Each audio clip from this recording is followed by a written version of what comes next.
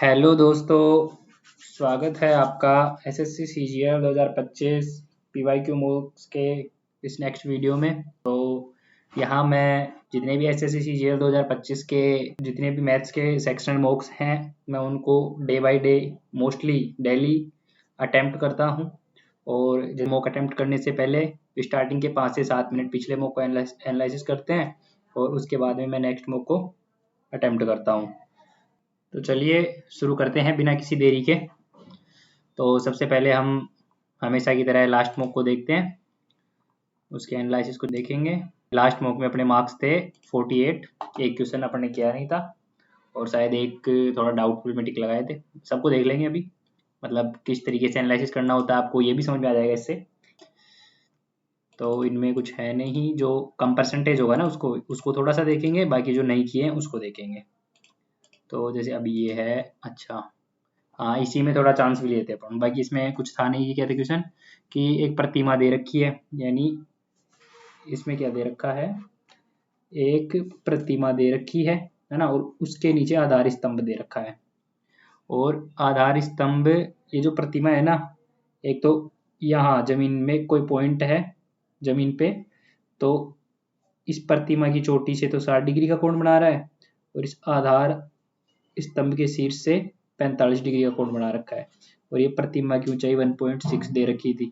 तो अपने को निकालना है क्या, आधार स्तंभ की ऊंचाई, यानी ये निकालनी है। तो वही जैसे इसको एक माने तो ये एक होती है पूरी, और ये पूरी होगी √3। तो ये 1.6 किसकी वैल्यू हो जाएगी, √3 - 1 की, है ना। तो एक की वैल्यू निकालनी थी, यानी ये निकालना था अपने को। तो इसको परिमेकरण करने के लिए √3 + 1 से मल्टीप्लाई कर देंगे। तो ये 3 - 1 2 हो जाएगा, तो ये 2 से इसको काटेंगे तो ये 0.8 हो जाएगा। तो यही अपना आंसर था, 0.8 मल्टीप्लाई √3 + 1। तो और इसके अलावा अच्छा ये 30% है, इसमें क्या था, हाँ ये क्या दे रखा है कि एक शंकु है जिसके समांतर तल को 2 भागों में विभाजित किया है समांतर तल ने। एक छोटा शंकु, दूसरा खंड फ्रस्टम, खंड और छोटे शंकु के आयतनों का अनुपात। अच्छा ये दे रखा है, इसमें शंकु दे रखा है एक, है ना, इसको एक तल से काट दिए। इसमें छोटे शंकु का आयतन और यदि खंड और छोटे शंकु का, यानी छोटे शंकु ये हो गया, इसका आयतन तो दे रखा है कितना, 1, और ये जो नीचे वाला खंड है इसका दे रखा है 7, यानी पूरे बड़े शंकु का कितना हो गया, 8, दोनों का योग करके। तो जब इनका आयतन 8 है तो यहाँ अपने को क्या चाहिए, ऊंचाइयां चाहिए ना। तो ऊंचाई जो भी होगी ना, इनकी सभी भुजाएं R और S सारी, तो इसके घनमूल के रेशियो के बराबर आएंगी। तो इसका घनमूल 1 और 2, तो ये 1 और 2 किसका रेशियो है, 1 तो इसकी ऊंचाई है और 2 इसकी ऊंचाई है। लेकिन ये पूछा किसकी था, खंड और फ्रस्टम, यानी ये जो फ्रस्टम है ना इसकी ऊंचाई। तो अगर ये पूरी 2 है, ये 1 है, तो ये कितनी हो जाएगी, 1। तो इन दोनों की ऊंचाई का रेशियो कितना आ जाएगा, 1:1। यही था। और तो अच्छा ये 27% है, इसमें क्या है देखे, हाँ ये क्वेश्चन भी अच्छा क्वेश्चन है, ये थोड़ा अलग है, शायद आपके समझ में आया हो तो ठीक है, नहीं भी समझ में आया तो मैं समझा देता हूँ। इसमें क्या बोल रखा है, एक बेलनाकार है, बेलनाकार भंडारण पात्र की आधार त्रिज्या 3 है, अंकगणितीय क्रम में सबसे निचले भाग के अनुसार। अच्छा इसमें कुछ ऐसा है मेरे अकॉर्डिंग कि ये बेलनाकार भाग है ना, तो ऐसे ही अलग अलग ऊंचाई के, यानी ये फिर इससे ऊंचा एक बेलनाकार भाग, फिर एक इससे ऊंचा, तो ऐसे कर करके कितने हैं, 5 दे रखे हैं, 5 भाग दे रखे हैं, 5 खंड हैं। तो एक की पहले की ऊंचाई किससे शुरू हो रही है, 2 से शुरू हो रही है, तो 5 है, तो अगले की कितनी होगी, 4, फिर 6, 8 और फिर ऐसे 10, यानी 3 और 2 5 हो जाएंगे। तो इनका कुल आयतन पूछा है, तो कुल आयतन के लिए वही फॉर्मूला लगेगा, πr² और फिर πr²h, तो ऐसे जोड़ेंगे तो πr² तो सब में से कॉमन आ जाएगा, और ये जो भी h है ना, इनकी जो भी हाइट है उनको सारियों को ऐड कर देंगे, h4 + h5। तो इनको ऐड करेंगे तो वही πr² और इनकी h ऐड हो जाएगी। तो ये 2 और 4 6, 6 12, 12 8 20 और 10 h 30 हो जाएगी। बस इसको कैलकुलेट ही करना था। बस अभी इसमें फॉर्मूले में वैल्यू रखेंगे, ये शायद हाँ ये आंसर आया था अपना 847.8। और कोई क्वेश्चन? अच्छा, ये क्वेश्चन है, इसको मैंने डायरेक्ट मतलब पूरा बेसिक से ही किया था, इसको डायरेक्ट इसे मल्टीप्लाई करके वैसे। बाकी इसको और छोटा करने के लिए अपन क्या कर सकते थे, डायरेक्ट अपन ऑप्शन से वैल्यू पुट करके कर सकते थे, यानी पहला ही रखते ना, जैसे ये 3 रखे, इसमें 5 और 3 8, तो रूट आठ की वैल्यू कितनी हो गई, 2√2 प्लस और 5 माइनस 3 यानी √2, तो नीचे वही 2√2 माइनस √2, तो ऊपर तो 3√2 होता, नीचे √2 होता, ये कट गया, 3 वैल्यू 3 आ गया, बराबर में 3 आ गया, तो एक्स की वैल्यू पहले ही सेटिस्फाई कर गई, तो ये ईजी हो जाता। वो बड़ा कर दिए थे, देखो कितना टाइम दे दिया इसमें, 1:58 2 मिनट वेस्ट किए अपन ने इसमें, 2 मिनट में शायद इस क्वेश्चन को ट्राई करते तो हो सकता था, बाकी ये 30 सेकंड में हो जाता ऑप्शन से। तो ऐसे ही एनालिसिस करना होता है कि कौन से क्वेश्चन को ज़्यादा टाइम दे दिए, उसको कम में कैसे कर सकते थे, या जो भी कोई क्वेश्चन नहीं आया है तो वो आगे गलत ना हो, ऐसा एनालिसिस करते हैं। तो अब जैसे ये क्वेश्चन है, tan a प्लस कोट ए बराबर 4, 9% उत्तर दे रखे हैं इसमें, मतलब 1 से 1.5 मिनट देखे भी नहीं हुआ था ये क्वेश्चन। तो देखते हैं, देखिए इसमें क्या था, इसमें इसमें दे रखा है tan a plus cot a equals to 4 दे रखा है, tan a कोट ए एक, वो तो वैसे भी एक ही होता है, और अपने को पूछा क्या था, tan square a plus sec square A, ये पूछा था। तो sec स्क्वायर ए को तो अपन 1 प्लस tan स्क्वायर लिख देंगे, तो ये हो जाएगा 1 प्लस 2 tan स्क्वायर ए, ये हो गया। अब इसी से अपने को ये वैल्यू निकालनी है, तो इसमें क्या है, ये डायरेक्ट ही वो द्विघात समीकरण बनेगा, और फिर इससे tan a की वैल्यू निकलेगी, वो यहाँ पे वैल्यू पुट होगी बस, और इसके अलावा इसका कोई तरीका नहीं है, डायरेक्ट बेसिक से ही जाना था।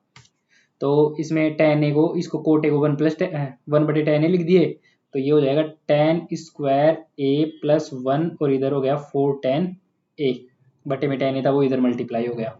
तो इस tan a को x मान लेंगे, तो ये द्विघात समीकरण बना देते हैं अपन, इसको x माने तो ये t रहने दो, तो ये t स्क्वायर प्लस 1 बराबर 4t, ये हो गया t square minus 4t plus 1 equals to 0, ये हो गया अपने पास इक्वेशन। इसको सोल्व करना है, तो इसको वैसे तो सोल्व होगा नहीं ये, क्योंकि ये इनका मल्टीप्लाई करेंगे तो 1t आ रहा है, इससे 4 कैसे भी नहीं बनेगा, तो इसको डायरेक्ट ही अपन, वो जो फॉर्मूला होता है ना, minus b plus minus under root b square minus 4ac बटे 2a, इसी में रख के अपन को वैल्यू निकालनी पड़ेगी, तो आपको ये फॉर्मूला पता होना चाहिए।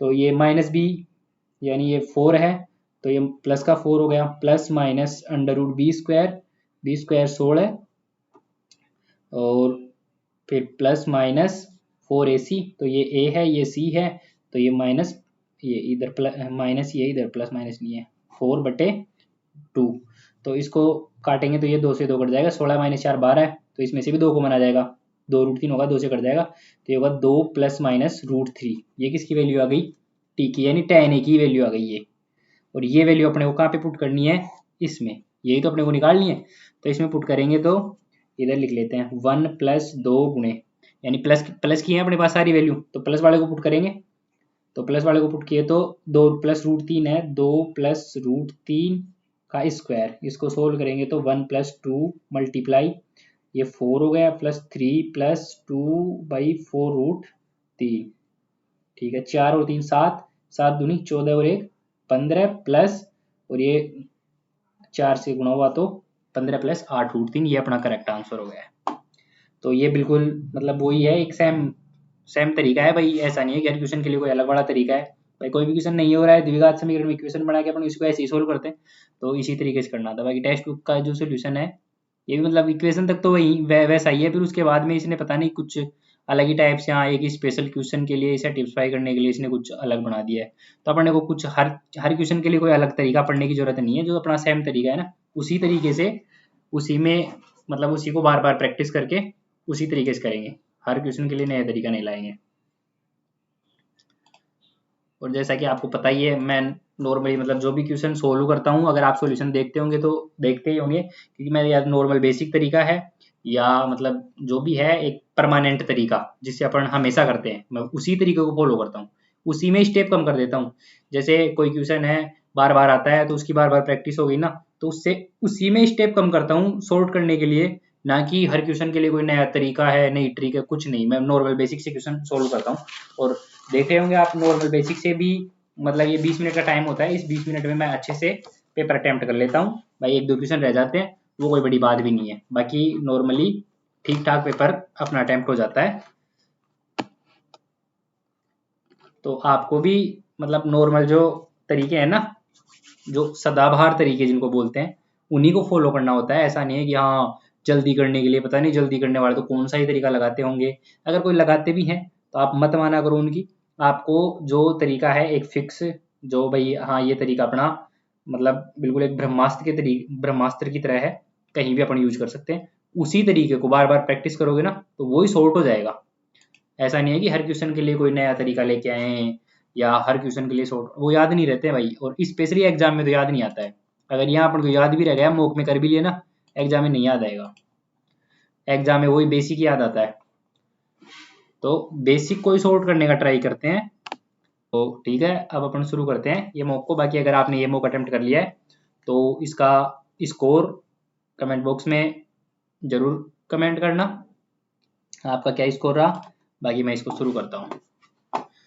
ठीक है, पहला है 9+4√5। अच्छा जी, तो इसको करेंगे तो 9 यानी 2, 5 के 20 हो रहा है और इधर 9 है तो 5 और 4 सही है। 5 और 4 बन गए तो √5 और 4। इसका तरीका बाद में बताएंगे। तो √5 प्लस √4 यानी 2। ए का 25%, बी का 20%, सी का 10। ए 25, B 20, C 10। A B C पूछा है तो इसको 100 से डिवाइड कर दो सबको। तो ये 10 हो गया, 20 पंजे 100 हो गया, 2500 के 100 हो गया, 4 5 10। अच्छा, इनमें से कौन सा सही है इसको बाद में देखेंगे यार। ये वैल्यू अभी तक भी याद नहीं हुई मेरे, लिख रखी है मैंने लिखने को लेकिन याद नहीं होती। लैपटॉप की कीमत 40,000, एक ग्राहक को 4,000 की छूट मिलती है। छूट के बाद ग्राहक 20% छूट पर 1500 में एक माउस खरीदता है। ग्राहक दोनों वस्तुओं पर कुल कितनी राशि खर्च करता है। अच्छा, 4,000 की छूट मिली तो यानी 36,000 तो ये हो गए। और छूट के बाद ग्राहक 20% छूट पर 1500 में एक माउस खरीदता है। छूट के बाद 1500 में एक माउस खरीद रहा है, क्या है यार ये। 37,500 हो रहा है तो छोड़ो, बाद में देखेंगे इसको। ए बी 18 और 24 मिनट में भर सकते हैं। दोनों को 6 मिनट के लिए एक साथ खोलने के बाद पाइप एक ही इधर आधी हो जाती है। ए बी 18 और 24 तो 6 गुणे 3 गुणे 4, 6 18, 6 चौके 24, 3, 6 मिनट तक 4 3 7 7 6 की 42 तो भर दिए। और फिर पाइप ए की इधर आधी हो जाती है, ए की इधर आधी, और बी की दुगनी तो बी की 6 हो गई। 6 और 2 8 की दर से भरेंगे अब। तो 36 18, 36 18 54 18 चौक 72, 72 में से 42 गए तो 30 बचे थे। तो 30/8 टैंक कितने और मिनट में भर जाएगा। 8 8 3 24, 8 3 24, 8 चौक 32 होता है। -1 x प्लस 1/x बराबर -1 है तो इसकी वैल्यू पूछा है, यानी यहाँ पे निकालेंगे अपन एक्स स्क्वायर निकालते हैं पहले तो एक्स स्क्वायर निकाले तो -1 का स्क्वायर यानी प्लस का 1 -2 यानी -1 ही आ गई इसकी वैल्यू। तो -2 तो इधर हो गया, और फिर इसका स्क्वायर करेंगे तो फिर वही प्लस स्क्वायर -2 1 -2, फिर इसकी वैल्यू -1 ही आ गई। तो ये -1 -2 -3। 10 जनवरी को 6% की ब्याज दर पर 12,000 रुपये उधार दिए। 10 जुलाई को पूरी वापस करने के लिए योजना बनाई। जो उनको कुल कितनी राशि वापस करनी है। 12,000 रुपये हैं। दिन कितने हो गए 10 जनवरी से फरवरी माह, अच्छा जुलाई तक 6 महीने हो गए ना, तो 3% हो गया। 3% बटे वही 3% ही तो निकालना है। 12 3 36, 360 रुपये ब्याज हो गया। 12,360। ए और बी सी 3 धनराशियां। बी ए पर साधारण ब्याज, छोड़ो इसको। 20 मीटर ऊंचा मीनार टावर है। सूर्य की ऊंचाई का कोण 45 डिग्री है। उस मीनार की छाया की लंबाई 20 मीटर ऊंचा है तो 20 मीटर ही छाया हो जाएगी। एक गोले को काटकर 5 सेंटीमीटर त्रिज्या वाला अर्धगोला बनाया जाता है। गोले को काटकर, ठीक है। अर्धगोले का आयतन तो 2/3 पाई r क्यूब, 5 का क्यूब 125 गुणे 2, 250/3 पाई। एक ठोस गोला घन के भीतर रखा गया है। घन की सभी 6 सतहों को स्पर्श कर रहा है। घन के आयतन का कितना प्रतिशत भाग गोले द्वारा नहीं गिरा है? तो प्रतिशत भाग पूछा है, यानी घन का तो a क्यूब हो गया और उसका हो गया 4/3 पाई और r यानी a/2, तो a क्यूब बटे 8, तो a क्यूब से तो a क्यूब कट गया। 8 दिए 4, 4 दूनी 8, तो 3 दूनी इधर तो 6 हो गया और इधर पाई है यानी 3.14 हो गया लगभग। तो ये तो है गोला और ये है, तो इसमें से घटा दो, 3.14 घटाओ, तो यानी लगभग 50% से अंदाजा देखिए तो 50% से ज़्यादा इसने घेर रखा है। लेकिन ये तो वही आएगा ना एग्जैक्ट में, तो एग्जैक्ट ही निकालना पड़ेगा इसको। तो इसमें से 3 4 गए तो 2.86/6 गुणे 100 यानी 286/6, तो 6 चौके 24, 4 6, 6 7 42, 47.40, 6 छगे 36, 47.6 ये आएगा। एक आयताकार प्रिज्म की भुजाएं 4, 5 और 6। यदि प्रिज्म का आयतन 960 तो इसकी सबसे लंबी भुजा, तो वही तो हो गया, ये तो 4 गुणे 5 गुणे 6 गुणे a क्यूब बराबर 960, तो 5 चौके 20, 0 और ये 96 यानी 48, तो 6 8 48, तो a बराबर 2। सबसे लंबी भुजा 6, 6 दूनी 12। एक शंक्वाकार बाल्टी को इसकी ऊंचाई के 1/3 भाग पर ऊपर से काटा गया है। शंक्वाकार बाल्टी है, 1/3 भाग पर ऊपर से, तो बाल्टी तो ऊपर से इस साइड से होगी तो 1/3 इधर से हो गया, यानी टोटल 3 है तो इधर 1 है।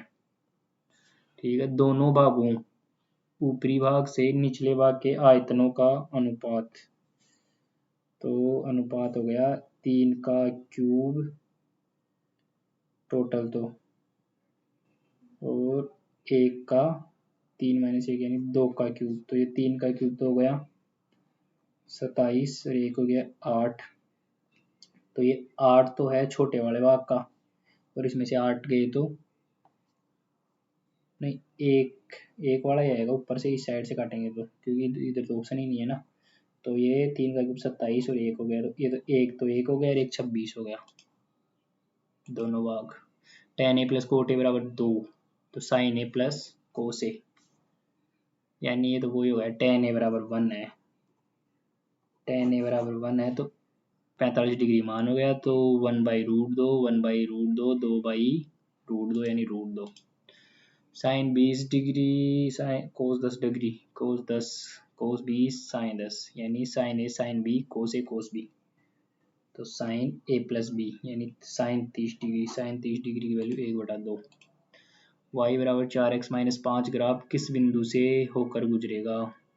इधर 1 रखे, ये -1, नहीं ये नहीं होगा, 0 माइनस, अच्छा ये -1 है, ये 4 है, हाँ ये सही है, इस बिंदु से गुजर जाएगा। इसको करेंगे तो 0 - 5 इससे भी गुजर जाएगा और ये इससे भी गुजर जाएगा शायद, तो 4 दूनी 8 - 5, हाँ उपरोक्त सभी आएगा।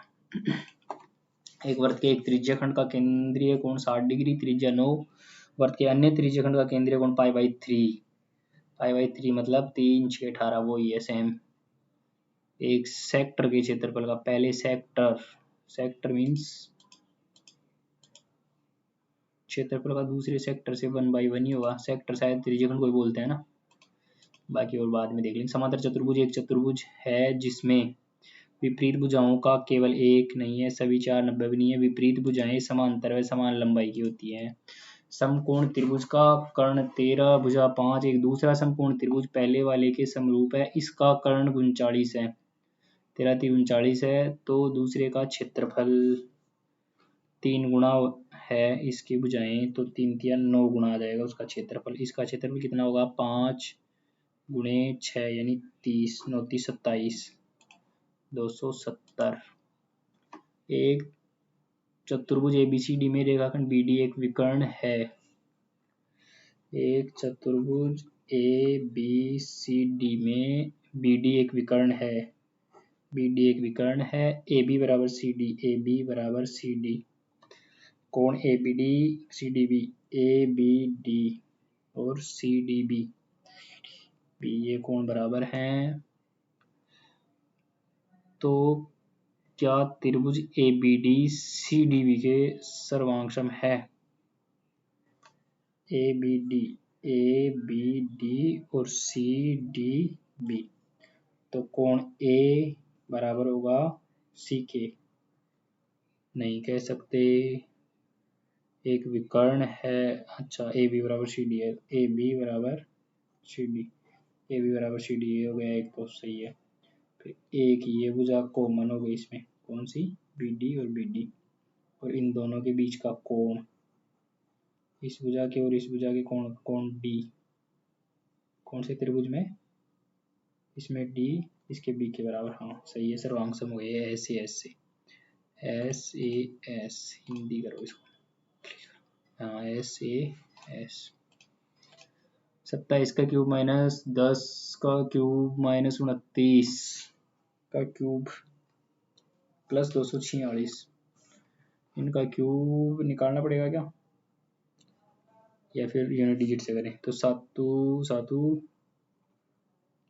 49 9 7 63 का 2 3 हो गया, प्लस 0 माइनस 9 नाम के 81 गुणे 9 माइनस 9 प्लस 6, 6 3 9 माइनस 9 तो 0 ही आएगा। तो 0 में तो यूनिट डिजिट बहुत हैं, इसको भी देखेंगे।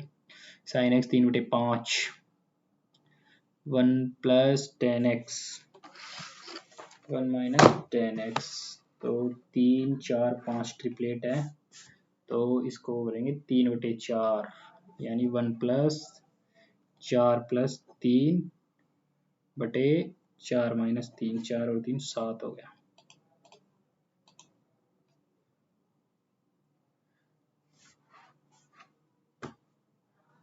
एक बाह्य बिंदु से वृत्त पर खींची गई दो स्पर्श रेखाओं की लंबाई 10 सेंटीमीटर है यदि त्रिज्या 6 सेंटीमीटर है। बाह्य बिंदु से वृत्त के केंद्र की अनुमानित दूरी, तो वही ट्रिपलेट लगा लो इसमें, तो 6 10 3 4 4 दूनी 8 होगा ना, 3 4 और 5। अनुमानित दूरी क्या है करके देख लेते हैं, क्या दिक्कत है।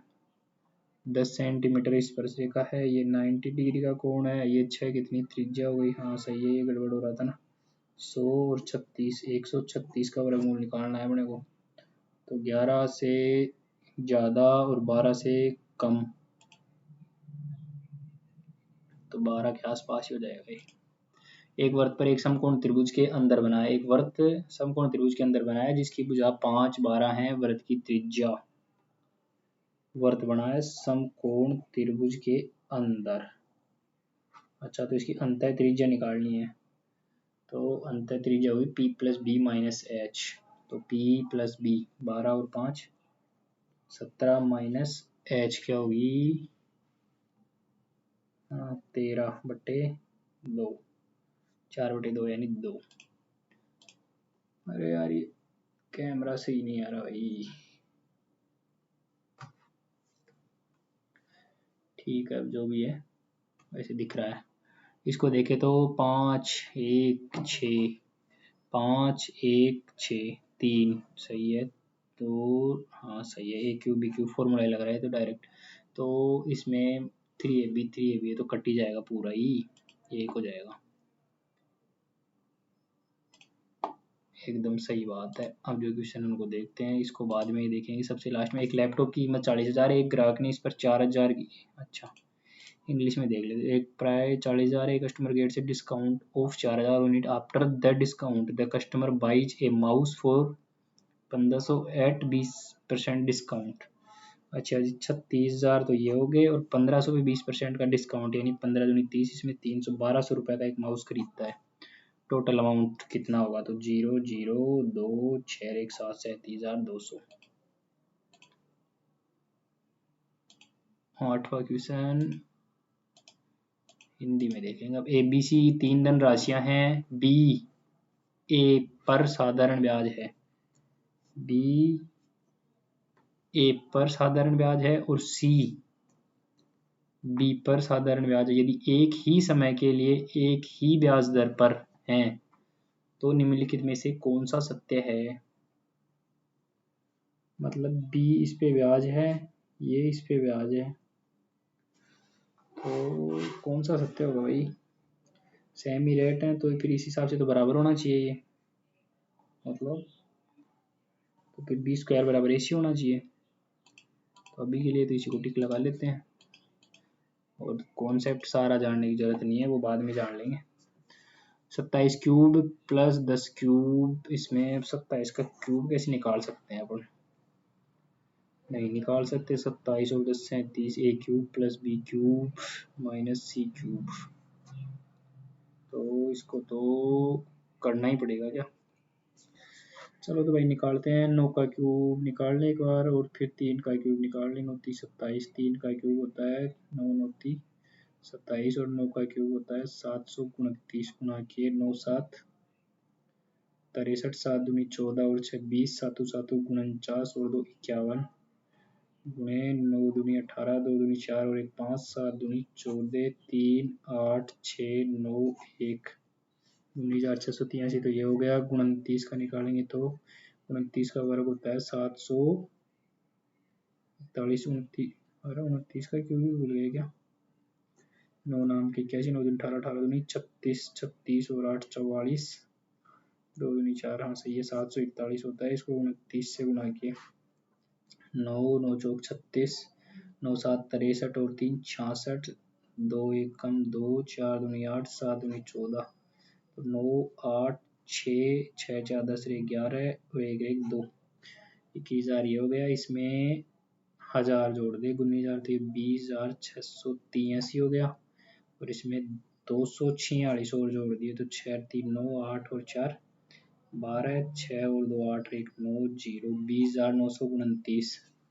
तो ये कितना ज़्यादा है? इसमें से 20,929 घटा देंगे, 0 6 दोनों में ही है। फिर इधर से बचा 4, 14 में से 9 गए तो 5,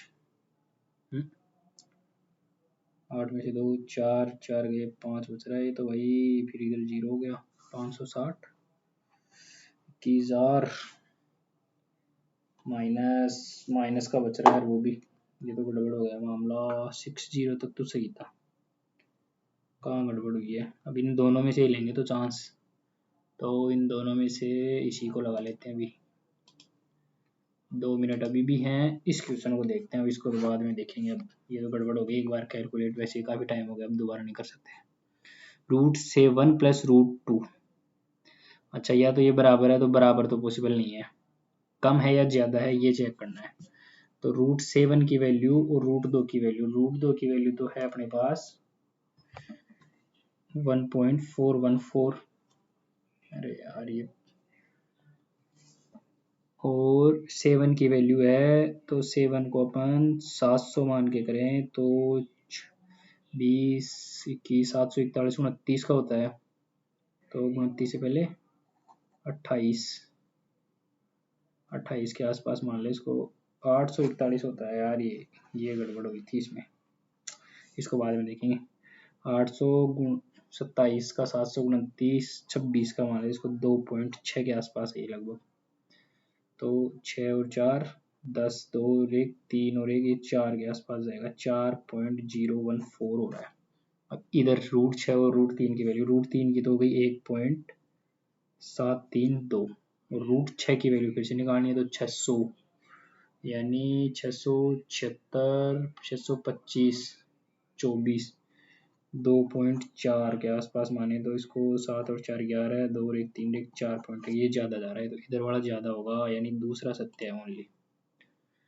70 तो पूछा था, हाँ ये सही हो गया। अब इनमें से इसको नहीं देखेंगे दोबारा, इसको नहीं देखेंगे, इसको देखेंगे। 841/29 है ना, तो इसको 9 8 72, 72 और 3 75 हो गया इधर, और 8 दूनी 16, ये 16 हो गया।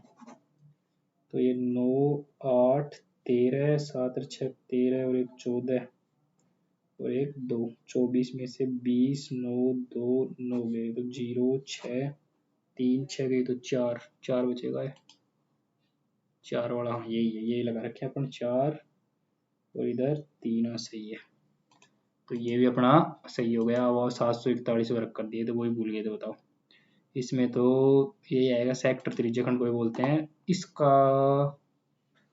अब तो क्या, ये 18 सेकेंड अपने पास, तो ठीक है, अपन ने पूरे अटेम्प्ट कर लिए हैं। बाकी 2 डाउटफुल है, जिनके बारे में 100% श्योर होके टिक नहीं लगाएं। बाकी हर क्वेश्चन में 100% श्योर होके टिक लगाएं, ये जरूरी नहीं होता है, तो थोड़ा वो चलता है। बाकी देखते हैं क्या स्कोर रहता है, सबमिट हो ही जाएगा ऑटोमेटिक। अच्छा, तो अपना एक क्वेश्चन गलत हो गया है इसमें, देखते हैं, देखिए कौन सा गलत हुआ है। पहले तो 47.5 स्कोर रहा है, जो कि ठीक है। अरे लास्ट वाला गलत हुआ है, ये कैसे गलत हुआ भाई? 0.5 0.1 ए cube B cube C cube बटे माइनस, अरे यार 3 ABC में माइनस का नहीं लगा रखा ना इसमें, 0.6 -1 आएगा। ऐसे हैं, अब ये सिली मिस्टेक हुई है, इसकी वजह से गलत हुआ है। बाकी अपने लगभग पूरे ही सही थे। तो अगर आपको ये वीडियो अच्छा लगा हो, या आपको इससे, जो मैं ये सीरीज चला रखा हूँ, इससे आपको मदद हो रही है, तो हमारे चैनल को सब्सक्राइब कर लेना और वीडियो को लाइक कर देना। और बाकी आज से मैं शायद कुछ लास्ट में एक डेली एक क्वेश्चन डाला करूँगा, मतलब क्वेश्चन ऑफ दी डे के हिसाब से ही मान लो आप। तो वो क्वेश्चन आपके लिए होमवर्क रहेगा, तो आपको उसको सोल्व करना है। वो क्वेश्चन ऐसे ही नहीं रहेगा कि हाँ कुछ भी उठा के डाल दूंगा, ऐसा कोई क्वेश्चन नहीं है। मतलब क्वेश्चन होगा PYQ से रिलेटेड या प्रीवियस ईयर में आया हुआ क्वेश्चन है, और ऐसे कॉन्सेप्ट से होगा मोस्टली कि जो कॉन्सेप्ट या तो बार बार मॉक्स में नहीं आता है, इसलिए अपने दिमाग में नहीं है वो, तो वैसा कॉन्सेप्ट होगा। तो इससे क्या होगा कि अपना जो कॉन्सेप्ट जो मिसिंग है, जो मॉक्स में नहीं आ रहा है भाई, जो क्वेश्चन मॉक्स में आते हैं वो तो रिवाइज होते रहते हैं। कोई ऐसे क्वेश्चन होते हैं जो आए हुए तो हैं, लेकिन वो बार बार रिपीट नहीं होते हैं, मतलब कम आते हैं। तो वैसा एक क्वेश्चन डेली वीडियो के लास्ट में मैं डाल दिया करूँगा। तो आपको उस क्वेश्चन को सोल्व करना है और उसका आंसर कमेंट करना है, और फिर नेक्स्ट डे हम उस क्वेश्चन को सोल्व करेंगे। और वो क्वेश्चन मैं कहाँ से लाऊंगा, मतलब जो भी मैं मॉक्स वगैरह लगाता हूँ, उसमें जो भी मेरे को जहाँ भी डाउट रहता है या जो क्वेश्चन डाउटफुल लगता है, तो मैं उसको मेरी डाउट वाली कॉपी में लिखता हूँ। तो उस कॉपी में से डेली का आपको एक क्वेश्चन दे दिया करूँगा। तो वो क्वेश्चन जिससे आपका जो रिवाइज मॉक्स में नहीं हो पा रहा है, या जो अच्छे क्वेश्चन है जिनमें कुछ डिफरेंट कॉन्सेप्ट है, तो वो वाले क्वेश्चन आपको ये लास्ट में डेली का एक मिल जाया करेगा। तो वो आपके लिए हेल्पफुल होगा, तो आप उसको सोल्व करने का ट्राई करना, और कमेंट बॉक्स में उसका आंसर जरूर से कमेंट करना है। तो ठीक है, अब मिलते हैं नेक्स्ट वीडियो में, धन्यवाद।